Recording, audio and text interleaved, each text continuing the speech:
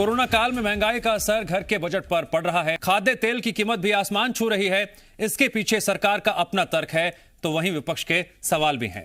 सरकार ने सरसों के तेल को लेकर अहम फैसला भी लिया है, जिसका असर भी कीमतों पर पड़ता हुआ नजर आ रहा है। अब बड़ा सवाल यही है, क्या इस पर शुद्ध राजनीति हो रही है? करेंगे आज इसी मुद्दे पर चर्चा, लेकिन उससे पहले आपको एक रिपोर्ट दिखाते हैं।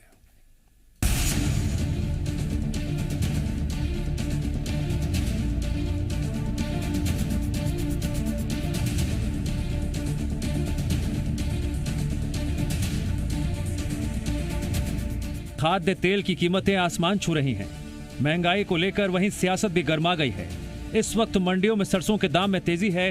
तेल के दाम पर भी इसका सीधा असर देखने को मिल रहा है। केंद्रीय कृषि मंत्री नरेंद्र सिंह तोमर ने बढ़ती महंगाई पर सफाई दी। उन्होंने खाद्य तेलों की बढ़ती कीमत के सवाल पर कहा, सरकार ने मिलावट को बंद कर दिया है, इसीलिए सरसों के तेल के दामों में मामूली बढ़ोतरी हुई है। जमाखोरी और बढ़ती कीमतों पर सरकार की नजर है। सरसों के तेल में थोड़ी सी हल्की महंगाई है, क्योंकि सरसों के तेल में सरकार ने मिलावट को बंद किया है। ये भारत सरकार का बहुत महत्वपूर्ण फैसला है। इस फैसले का फ़ायदा देश भर के किसानों को होने वाला है, जो तिलहन में काम करते हैं, सरसों में काम करते हैं। और लेकिन जो भी भाव बढ़ेंगे उन पर सरकार की निश्चित रूप से पूरी नज़र है। खाद्य तेलों के बढ़ते दामों पर कांग्रेस विधायक कुणाल चौधरी ने सरकार और बीजेपी नेताओं पर निशाना साधा। उन्होंने कहा कि 50-60 रुपए में बिकने वाला तेल 200 रुपए किलो बिक रहा है और बीजेपी नेता समस्या का हल निकालने के बजाय लोगों का मजाक उड़ा रहे हैं। उन्होंने कहा, इनके पास ना तो समझ है, ना नीति है, ना नियत है। जो तेल की कीमत 50-60 रुपए लीटर हुआ करता था, वो आज 200 रुपए लीटर के तकरीबन पहुंच गया। और उसके बाद भी उस समस्या को समस्या समझने की जगह लोगों के मजाक उड़ाने का काम कर रहे हैं। ना तो इनके पास समझ है, ना नीति है और ना नियत है। दरअसल 8 जून से सरसों के तेल में किसी दूसरे खाद्य तेल की मिलावट नहीं की जा सकती। अब बाजार में शुद्ध सरसों का तेल ही मिलेगा। अलग अलग तरीके से तैयार किए गए तेलों में सरसों के तेल को मिलाने पर रोक 8 जून यानी मंगलवार से प्रभावी हो गई है। लेकिन बड़ा सवाल यही है, शुद्धता के नाम पर जो महंगा सरसों का तेल बाजारों में मिलेगा, उसकी शुद्धता की जांच परख कैसे होगी? कैसे इतने बड़े स्तर पर तेल की शुद्धता को लेकर राज्य सरकार और केंद्र सरकार मॉनिटरिंग करेगी? क्या गारंटी होगी अब ग्राहकों को मिलने वाला सरसों का तेल 100% शुद्ध होगा? ग्वालियर से शैलेंद्र सिंह के साथ मृदुल शर्मा, जी मीडिया, भोपाल। जी हां, महंगे तेल पर शुद्ध राजनीति और इसके हर सिरे को लेकर आज हम चर्चा शुरू करने जा रहे हैं। हमारे साथ खास मेहमान जुड़ेंगे। आज आपकी आवाज में चर्चा में हमारे साथ जुड़ने जा रहे हैं कांग्रेस विधायक कुणाल चौधरी जी। कुणाल चौधरी जी, स्वागत है आपका। इस चर्चा में हमारे साथ बीजेपी नेता हितेश वाजपेयी जी जुड़ रहे हैं। हितेश जी, आपका भी स्वागत है। और सबसे खास बात यह है कि आज की चर्चा में आप दोनों के हर तथ्य का, हर सवाल और जवाब का विश्लेषण करने के लिए हमारे साथ अर्थशास्त्री ओमनाथ शर्मा जी मौजूद है। ओमनाथ जी, मैं आपका भी स्वागत करता हूं। और सबसे पहला सवाल हितेश वाजपेयी जी मेरा आपसे है। आज केंद्रीय मंत्री नरेंद्र तोमर जी ने जो महंगाई को लेकर तर्क दिया, सरसों के तेल के दामों को लेकर, उसे किस तरह से देखा और समझा जाए? और जनता कितनी समझ पाएगी कि मिलावटखोरी पर जो तालाबंदी की है, उसकी वजह से सरसों के दामों में यह वृद्धि हुई है, और वो भी मामूली सी? देखिए, जो उनसे सवाल किया गया है वो स्थानीय परिवेश में सवाल था। और नरेंद्र सिंह तोमर जी न केवल कृषि मंत्री हैं केंद्र सरकार के, बल्कि उस बेल्ट में रहते हैं जहां सरसों का उत्पादन होता है, सरसों के तेल का उत्पादन होता है। और वो बहुत लंबे समय से वहां पर सांसद भी हैं, विधायक भी रहे हैं, बहुत अच्छे से उसके इकोनॉमिक्स को भी समझते हैं और उसके जो बाजार के फैक्टर्स हैं उनको भी समझते हैं। तो स्वाभाविक है उन्होंने जिन फैक्टर्स की ओर इशारा किया है या जिसके बारे में कहा है वो अकाट्य हैं, तो मेरी उस पर टिप्पणी नहीं है। ओवरऑल इन्फ्लेशन पर यदि मैं आता हूं तो क्योंकि ये सवाल केवल मुझे नहीं लगता कि केवल तेल तक सीमित है। विषय आपका जायज है, और चूंकि हम एक सोशियो इकोनॉमिक कंपल्शन से गुजर रहे थे और अब post corona period, post Covid period शुरू हुआ है, तो मार्च अप्रैल के जो डेटा रहे हैं उसकी तस्दीक आके विशेषज्ञ भी कर देंगे कि जो इंडस्ट्रियल प्रोडक्शन का जो रेट होता है वो रेट उसके बाद इम्प्रूव होना शुरू होगा जैसे ये लॉकडाउन शुरू होंगे। तो जो हमारी आरबीआई की सीमा है उसमें रिटेल इन्फ्लेशन लगभग 6% को माना गया है, सीलिंग 6% के अंदर ही रहा है। जबकि हम सब जानते हैं कि जीडीपी पर रिफ्लेक्शन ओवरऑल जो प्रोडक्शन का आया है और मार्केट इकोनॉमी का आया है वो अभी भी बहुत ज्यादा है, -7 से हम मान के चलें कि नीचे है। तो स्वाभाविक है कि जो इंडस्ट्रियल प्रोडक्शन लॉकडाउन और बाकी सब परिस्थितियों में रहा है उसका असर जो इंडस्ट्रियल आउटपुट मैं कुणाल जी को जाऊंगा, लेकिन उससे पहले बस एक लाइन में आप सवाल पूछ लूं हितेश जी कि 1 साल पहले सरसों के तेल के दाम कितने थे और आज कितने हैं और क्या वजह मानी जाए इसके पीछे? देखिए, मैं फिर कह रहा हूं 1 साल पहले की स्थिति का कोरोना काल अलग था और इस साल का बहुत अलग रहा है और ये आप भी जानते हैं बहुत अच्छे से। और इस बार इसीलिए मेरा ये मानना है कि जो नेक्स्ट क्वार्टर है, यानी कि हम मान के चलें कि नवंबर तक हम मान के चलें कि आपको ईज आउट होते, जिसको ईजिंग ऑफ द सीपीआई बोलते हैं, वो आपको होते दिखेगा, जो ऑलरेडी स्टार्ट हो गया है। ये करीब 5.5 था, 5.5 से 4.5 के आसपास है। तो मुझे ऐसा लगता है कि ये धीरे धीरे इंप्रूव होगा और आने वाले जो क्वार्टर है ठीक है। उसमें हम चूंकि प्रोडक्शन चीजों का बढ़ेगा, आयात निर्यात केंद्रीय मंत्री ने यह भी कहा कि लगातार जमाखोरी पर और बढ़ते हुए दामों पर सरकार की नजर है। बीजेपी ये भी आप पर आरोप लगाती है कि आपकी तो सिर्फ सियासत पर नजर है। देखिए, मुझे लगता है मुझे गाली जो देना है दे दीजिए, मेरे से अगर समस्या है भारतीय जनता पार्टी कांग्रेस समस्या उनको दे दीजिए, पर किसी गरीब की मध्यम वर्ग की राशन की व्यवस्था को जरूर समझ लेना। ये इन्फ्लेशन और ये बड़ी बड़ी बातें गाली तो किसी ने नहीं दी है, हम सब संवाद कर रहे हैं, बातचीत कर रहे हैं। एक केंद्रीय ये गाली है। मेरी बात पूरी हो जाए। गाली है आम इंसान को कि जो तर्क मत करो साहब, ये देखिए अच्छी चर्चा। ठीक है, कोई बात नहीं, तेज जी बोलने दीजिए। पहला सवाल है, रुकना ठीक नहीं है, अभी रुकना ठीक नहीं है। वाजपेयी ठीक है, बोलिए कुणाल जी बोलिए। तो जो आप पहले सवाल में उनका रुख देखिए क्या है। ठीक है, कोई बात नहीं, कुणाल जी बोलिए, जो आप बोलिए, आपका पक्ष बोलिए, आपको रुकेगा नहीं, ये बात ही नहीं करना चाहते, कोई बात नहीं, अब आपको कोई नहीं रुकेगा, बोलिए कुणाल जी। स्पष्ट रूप से जिस तरीके से कृषि मंत्री देश के अंदर झूठ फैलाने की मशीन के रूप में काम कर रहे हैं, ये किसानों के फायदे की बात कर रहे हैं। आप आ जाओ सोयाबीन के किसान की, जिसकी लागत पहले 1000 होती थी और जब कीमत 4500 होती थी और सोयाबीन का तेल 55-60 रुपए मिलता था। एक डब्बा, एक कुंटल गेहूं ले जाओ और 3-4 डब्बे तेल के ले आते थे। आज ये हालत है कि अगर एक तेल का डब्बा खरीदना है किसान को तो 2 कुंटल तो गेहूं चाहिए, 2 कुंटल गेहूं लेके जाएगा तब 15 लीटर का एक डब्बा आएगा।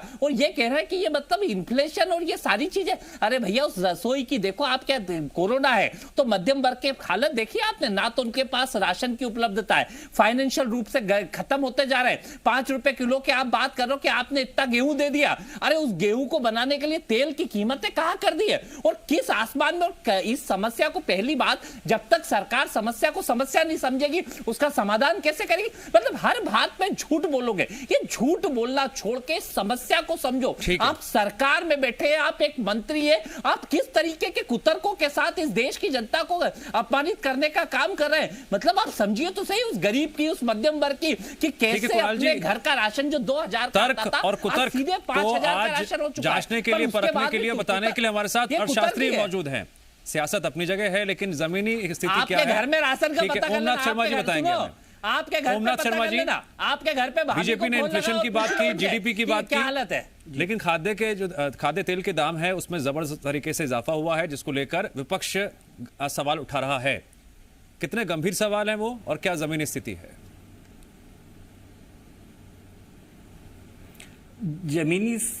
जमीनी स्थिति को अगर हमें समझना है तो हमें भारत की जनसंख्या और भारत के खाद्य पान जो स्टाइल है उसके चेंज को भी समझना होगा।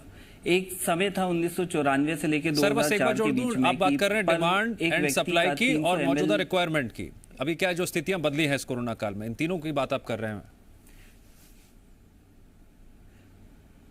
बिल्कुल ठीक है, प्लीज। तो खाद्य की जो रिक्वायरमेंट थी वो 300 ml पर हेड में हुआ करती थी खाद्य तेल की, वो बढ़ करके आज की डेट में शहरी क्षेत्र में 1 लीटर से ऊपर है और ग्रामीण क्षेत्रों में 0.750 यानी कि पौने 1 लीटर जो तेल की आवश्यकता है वो पड़ती है ग्रामीण क्षेत्रों में 1 महीने में। हमारी खाद्य की आवश्यकता बढ़ी है। 25 मिलियन मैट्रिक टन की हमें सालाना आवश्यकता पड़ती है, जबकि हमारा प्रोडक्शन 8 से 10 मिलियन मैट्रिक टन का है। तो हम जो डिपेंडेंट हैं, भारत की जो इकोनॉमी खाद्य तेल से संबंधित है, वो डिपेंडेंट है दूसरे देशों में। इस बार जो दाम बढ़े हैं उसमें एक बहुत बड़ा जो योगदान रहा है वो रहा है मलेशिया, इंडोनेशिया में जो प्राकृतिक रूप से ला नीना मध्य प्रदेश की जनता ये समझना चाहेगी उसके कारण वहां जिस तरह से केंद्रीय मंत्री ने ये बताया, समझाया कि जो हमने मिलावटखोरी है ना, इस पर तालेबंदी कर दी है, अब सरसों के तेल में किसी तरह की मिलावट नहीं हो पाएगी, तो क्या इसके दाम बढ़ना लाजमी था ऐसे में? बिल्कुल बिल्कुल। देखिए, एक हमेशा से एक सलाह रही है कि पब्लिक डिस्ट्रीब्यूशन सिस्टम के थ्रू जनता के बीच में शुद्ध तेल की अगर आपूर्ति की जाती है तो निश्चित तौर पे ही गुणवत्ता को निश्चित किया जा सकता है। जब गुणवत्ता को निश्चित करने की बात आएगी तो निश्चित तौर पे ही गुणवत्ता किसी कीमत को जरूर कैरी करेगी और उससे किसी भी खाद्य पदार्थ के या किसी भी आवश्यक वस्तु के अगर गुणवत्ता को निश्चित किया जाता है तो उसका दाम बढ़ना लाजमी है। ठीक है हितेश वाजपेयी जी, अब सवाल ये सामने आता है कि अगर शुद्ध तेल, शुद्ध सरसों का तेल मुझे आपको कुणाल जी के घर पे पहुंच रहा है, सबके घर पे पहुंच रहा है, मॉनिटरिंग कैसे होगी राज्य स्तर पर, केंद्र सरकार पर? पहले भी लगातार कड़े नियम बने, सख्त नियम बने, उसके बावजूद भी आपने देखा किस तरह से मिलावटखोरी के कई मामले वक्त वक्त पर सामने आते रहे हैं। अब क्या इसका समाधान निकलेगा, कैसे रास्ता निकलेगा? देखिए, आपने बहुत अच्छा प्रश्न किया और इसका रास्ता बहुत साधारण सा है कि पहली चीज तो यह है कि हमको जो हमारा फूड एंड ड्रग्स एक्ट है उसमें पर्याप्त प्रावधान है। फूड इंस्पेक्टर्स, ड्रग इंस्पेक्टर्स पर्याप्त सैंपल उन्हें लेना चाहिए। लेने के पश्चात वो लैब से रिपोर्ट होकर आते हैं तो उसमें कन्विक्शन रेट ठीक होना चाहिए। तो ये सब बातें हैं। मैं खुद joint controller food and drugs क्या अब 100% यानी 100% शुद्धता की गारंटी मिलेगी जनता को? देखिए, मुझे नहीं लगता कि बहुत ज्यादा संकट इस बात को लेकर है, क्योंकि जब भी जैसे सीजनल सेल आती है, दिवाली आती है, कोई त्योहार आता है, तो आपने देखा होगा सैंपलिंग भी बढ़ा दी जाती है उस दौरान। और आपके यहाँ आप यदि खबरों का भी यदि एक कैलीग्राफ बनाएंगे उसके ऊपर, तो आप देखेंगे कि इस दौरान आपको जो प्रशासनिक कार्रवाई है वो भी बहुत मजबूत देखने को मिलती है। लेकिन ओवरऑल यदि इन्फ्लेशन पर ही हम वापस आते हैं तो आपका जो कंसर्न है, मैं फिर आपको दावे के साथ ये बात कह रहा हूं कि 1 तारीख से हमारे यहाँ लॉकडाउन खुला है। पर्टिकुलर सरसों के तेल की जो आपने बात कही है, हमारे यहाँ पर्याप्त प्रोडक्शन है उसका उस बेल्ट में, और मुझे पूरी उम्मीद है कि जो कमोडिटीज है, इंडस्ट्रियल ओपनिंग की वजह से कमोडिटी मार्केट में जो हमारे यहाँ प्रोडक्शन पर केंद्रित जो हम डिपेंडेंट जो प्राइस कंट्रोल है वो ईज आउट होगा और हम इसमें एक सुधार देखेंगे। और महंगाई में कुणाल चौधरी जी यहाँ पर हितेश वाजपेयी जी कह रहे हैं कि हम सुधार देखेंगे। क्या कोरोना काल का भी असर इस बढ़ती हुई कीमतों पर देखने को मिल रहा है? क्या ये भी एक वजह है? डिमांड एंड सप्लाई की बात भी यहाँ पे अर्थशास्त्री बता रहे हैं, वो भी एक फैक्टर काउंट किया जाना चाहिए क्या? इस देश के अंदर अर्थशास्त्री तो मनमोहन सिंह जी को ही देखा था लोगों ने, जिन्होंने इस देश के अंदर आम आदमी तक सारी चीजें पहुंचाने का काम किया, कम कीमत पे जो पैनल पे बैठे हैं वो नहीं है, उसके घरों को भरने का अंदर आर्थिक रूप से नहीं। आप तो अब इतने बड़े मैंने देख लिए भैया, मैं तो गाँव का हितेश वाजपेयी जी, आज का टॉपिक है महंगे तेल पर शुद्ध राजनीति। हर पक्ष मुझे मालूम है कितना राशन आता है। आप अपने घर पे आप ठीक है, नहीं मैं आपको कि अगर ये जब पेट्रोल 50 रुपए होता था तो शिवराज जी साइकिल चलाते थे। आज अर्थशास्त्र ये 100 से ऊपर हो गया तो वो हवाई जहाज से नीचे नहीं उतर रहा है।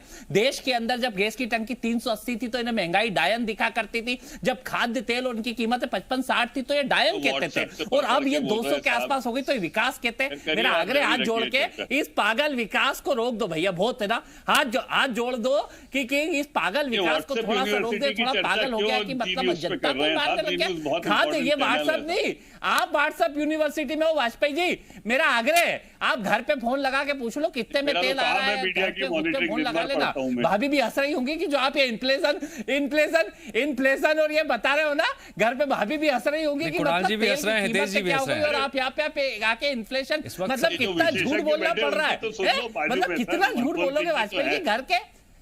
अरे मैं तो भैया मैं तो गांव का आदमी, मेरे को विशेषज्ञों से मतलब नहीं है, मेरे को इससे मतलब है कि आम आदमी को सस्ता तेल मिले, आम आदमी को, किसान को। जब डीजल की कीमतें $140 प्रति क्रूड ऑयल था, तब 50 रुपए लीटर डीजल था, और आज जब $55 प्रति बैरल है, तब 100 रुपए 90। ये कौन सी अर्थशास्त्र है? मैं तो भैया हो सकता है मेरा अर्थशास्त्र थोड़ा गलत हो। नॉर्मल ठीक है, अब राजनीति से इधर जानकारी की बात कर लेते हैं और ओमनाथ शर्मा जी का रुख करते हैं। मिलता था, और अब ओमनाथ शर्मा जी जब जा रही है राजनीति से इधर जानकारी मैं आपसे लेना चाहूंगा, और सबसे गोल्डन सवाल मुझे 200 रुपए मिल रहा, जनता जानना चाहेगी, समझना चाहेगी, सबसे गोल्डन सवाल कुणाल जी, सबसे गोल्डन सवाल। जानकार बतौर अर्थशास्त्री हैं ओमनाथ शर्मा जी, हम उनका सम्मान करना चाहिए, हम उनका आदर करते हैं, इसलिए जवाब लेना जरूरी है।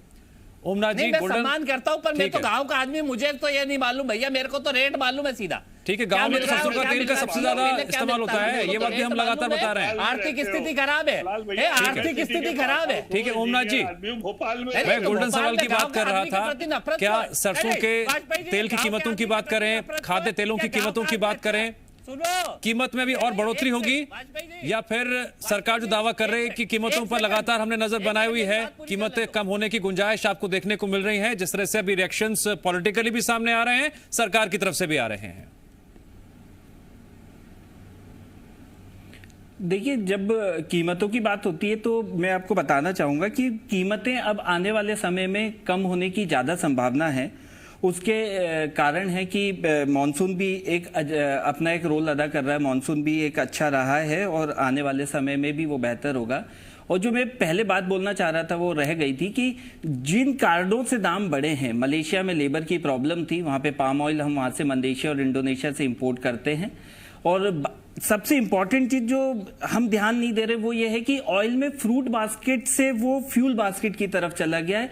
ज्यादातर देश उसको फ्यूल के तौर पे, बायोडीजल के तौर पे यूज कर रहे हैं, लेकिन अभी आप देखेंगे कि वापस से जो पोर्ट्स में हमारे पास में ऑयल था, जो कोविड टाइम्स में हम निकाल नहीं पाए थे, कांडला में और दूसरी जगह पे जो है वो बाहर आएगा, और उससे भी खाद्य तेलों के दाम थोड़े से कम होंगे। और इम्पोर्ट, अभी आपको शायद एक बहुत ही इंटरेस्टिंग फैक्टर मैं आपको बताना चाहूंगा कि जिस प्रकार से यूएस ने एक जमाने में पेट्रोल का भंडारण किया था, वैसे चाइना ने एक भंडारण किया है। बहुत संक्षेप में सर, कब तक स्थिति काबू में आती है, कब जनता को ये अच्छी खबर मिल सकती है कि इसके कारण कीमतें जो है वो कम होने जा रही हैं?